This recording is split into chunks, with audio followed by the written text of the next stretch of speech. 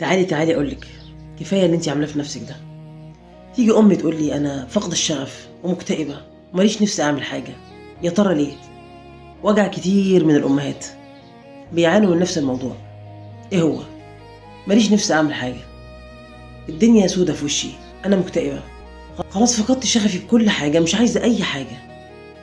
بصي يا ست الكل، انا النهارده مش طالعه اديكي نصيحه، انتي مش مقصره.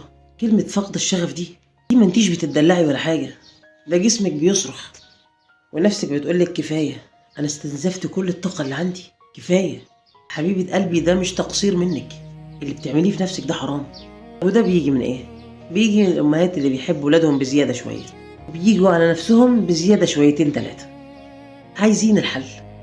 هديكي حل في خطوات سريعه يخليكي ترجعي لبيتك ولنفسك.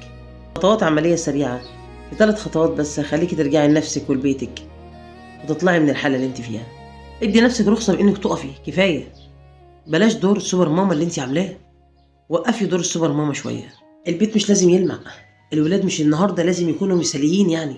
اسمحي لنفسك بايام راحه من غير جلد ذات، كفايه. قاعده ال10 دقايق ايه هي؟ مش مطلوب منك تعملي تغيير كبير، ركزي معايا. خصصي 10 دقايق بس في يومك لنفسك، بعيده عن اي مسؤوليات.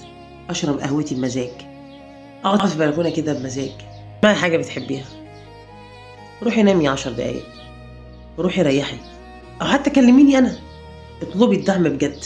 لو الموضوع خرج بره باب السيطره وفعلا ما هواش مجرد ارهاق، حسيت ان انت فعلا مش قادره، لازم تستشيري مختص. صحتك النفسيه يا قلبي هي العمود الفقري بتاع البيت، البيت كله قايم عليه. لو الام بخير البيت كله هيبقى بخير.